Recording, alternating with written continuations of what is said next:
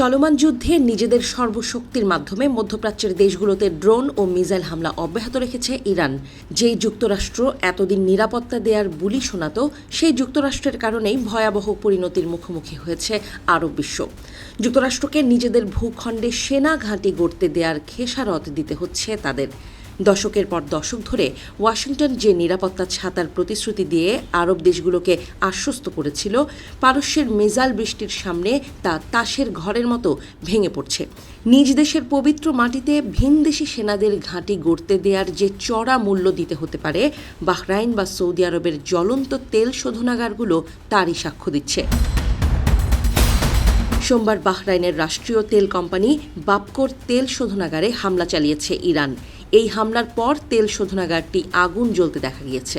5 ঘন্টা পরও সেই আগুন নেভানো সম্ভব হয়নি। এতে করে তেল পরিশোধন বন্ধ ঘোষণা করেছে বাহরাইনের রাষ্ট্রীয় তেল কোম্পানি বাপকো। এদিকে বাহরাইনের সিত্রা এলাকায় শিশুসহ অন্তত 32 জন নাগরিক আহত হয়েছেন। গত 28 ফেব্রুয়ারি থেকে যুক্তরাষ্ট্র ও ইসরায়েলের হামলার প্রতিশোধ হিসেবে আরব দেশগুলোতে এভাবেই হামলা চালাচ্ছে ইরান। তাদের হামলায় আরব দেশগুলোর আকাশপথ বন্ধ হয়ে গেছে। এছাড়া তেল সরবরাহ মারাত্মকভাবে ব্যাহত হচ্ছে। সৌদি আরবের হামলা অব্যাহত রেখেছে ইরানি বাহিনী। সৌদির শায়বাহ তেলক্ষেত্রের দিকে ধেয়ে আসা 4টি ড্রোন ধ্বংসের দাবি করেছে সৌদি বাহিনী। তবে সৌদির আল খার্জ এলাকায় একটি মিসাইল পড়লে অন্তত 2 জন নিহত এবং 12 জন আহত হন।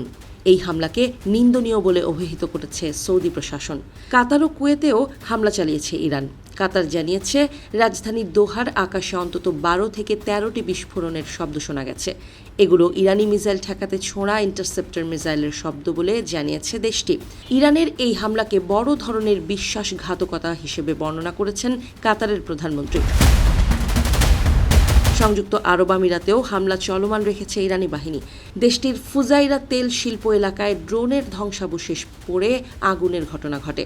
এদিকে ইরানের প্রয়াত নেতা আয়াতুল্লাহ আলী খামেনির মৃত্যুর পর তার পুত্র মোস্তফা খামেনি উত্তরাধিকারী হিসেবে মনোনীত হওয়ার পর ইরানের মধ্যাঞ্চলে নতুন করে হামলা চালিয়েছে ইসরায়েল। ইরানের নতুন সর্বোচ্চ নেতাকে টার্গেট করে হামলা চালানো হবে বলেও হুমকি দিয়েছে ইসরায়েলি প্রতিরক্ষা মন্ত্রী ইসরায়েল কাটস। অন্যদিকে ইরানের নতুন নেতা নির্বাচনে যুক্তরাষ্ট্রের মতামত থাকা উচিত ছিল বলে মন্তব্য করেছেন মার্কিন প্রেসিডেন্ট ডোনাল্ড ট্রাম্প। এদিকে যুদ্ধের প্রভাবে তেলের দাম প্রতি ব্যারেলে $100 ছাড়িয়ে গেছে। তবে ট্রাম্প একে ইরানের পরমাণু হুমকি দূর করার জন্য সামান্য মূল্য বলে অভিহিত করেছেন। এছাড়া যুক্তরাষ্ট্র তাদের জরুরি নয় এমন কর্মীদের সৌদি আরব ছাড়ার নির্দেশ দিয়েছে। যুদ্ধের তাণ্ডব লেবানন সীমান্তেও ছড়িয়ে পড়েছে। ইরান সমর্থিত হিজবুল্লাহ এবং ইসরায়েলি বাহিনীর মধ্যে লেবানন সীমান্তে তীব্র লড়াই চলছে।